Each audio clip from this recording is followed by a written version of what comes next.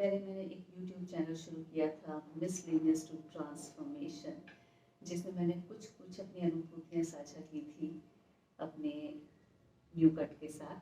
और मैं उस दौरान इंतज़ार कर रही थी कि जब मेरे बाल आने शुरू होंगे तो फिर मैं एक और वीडियो बनाऊंगी। तो सच में now this is the growth and yes, मुझे अच्छा लग रहा है कि मेरे ग्रे हेयर आ रहे हैं। मुझे सफ़ेद रंग बहुत पसंद है और अंदर से सच में मन बार बार जैसे होता है ना, सर्वोच्च सत्ता के आभार में, उसकी ग्रेटिट्यूड में इतना भीगता है। तो मेरी बातें घूम फिर कर वहीं पर आती हैं।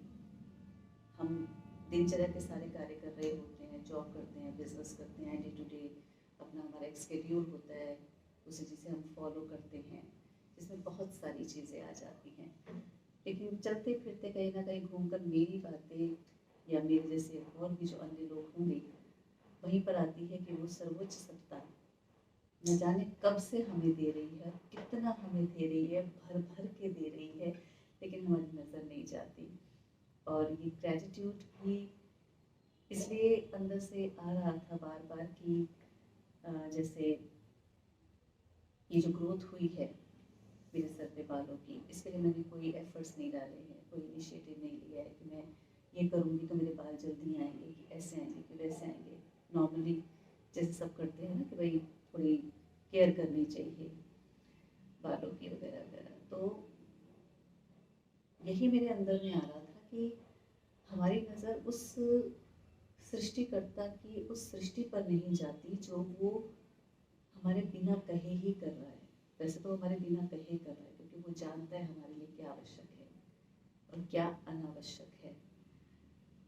लेकिन वहाँ पर दृष्टि ले जाना, अपने ख्याल को उससे मिलाना, जब ये दोनों में एक तारतम्य स्थापित होता है तो अंदर से एक सुकून मिलता है, एक शांति मिलती है। जैसे मैंने कहा ना कि आई वाज वेटिंग कि मेरे बाल सर पर आएंगे तो मैं एक और वीडियो बनाऊंगी। तो सच में मैंने कोई एफर्ट्स नहीं किए, लेकिन अपने मेरे सर पे बाल आ रहे हैं। तो ये बहुत छोटा सा उदाहरण है, बहुत ही छोटा सा उदाहरण है कि हमें लगता है कि हम बहुत कुछ कर रहे हैं, वास्तव में जो भीतर बैठी एक शक्ति है ना, वो हमसे कार्य ले रही होती है।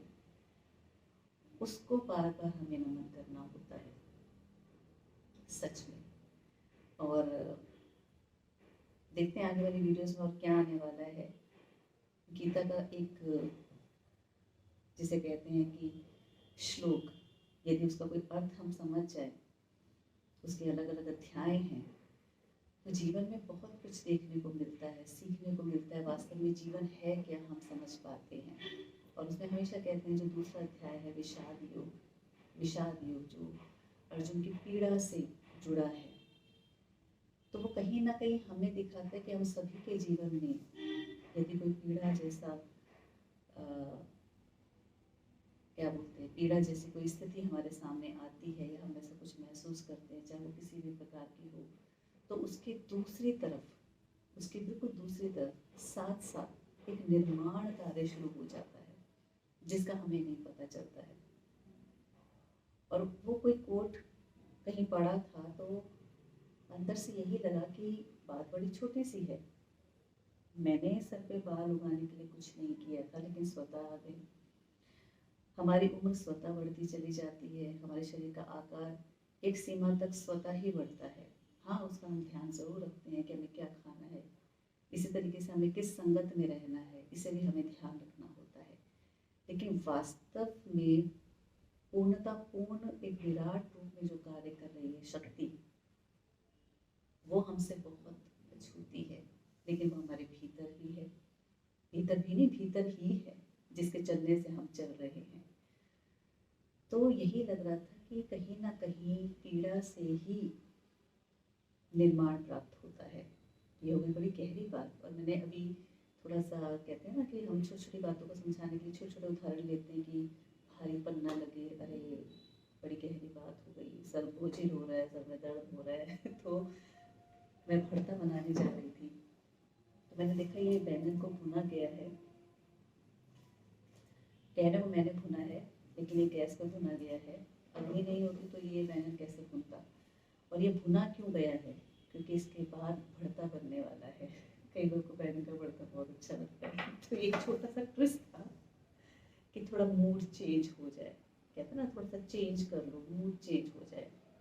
नहीं, हम उसको कुछ वक्त के लिए थोड़ा सा हम डाइवर्ट कर देते हैं, लेकिन वास्तव में जो एक वास्तविकता में जीवन की दिख रही होती है, उस वास्तविकता को हम जितना जल्दी स्वीकार कर लें, उतना ही हमारे लिए जीवन सुलभ हो जाता है।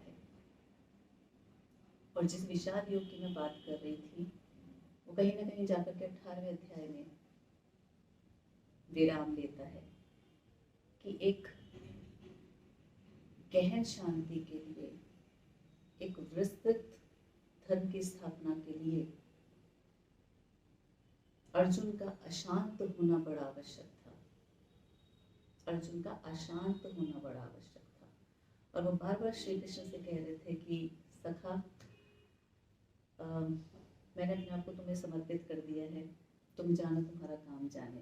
लेकिन बार बार कृष्ण कह रहे थे नहीं अर्जुन, तुमने अभी समर्पण नहीं किया है, तुम्हारा पूर्ण समर्पण नहीं हुआ है, तुम पुरुषार्थ से कहीं ना कहीं अभी भाग रहे हो।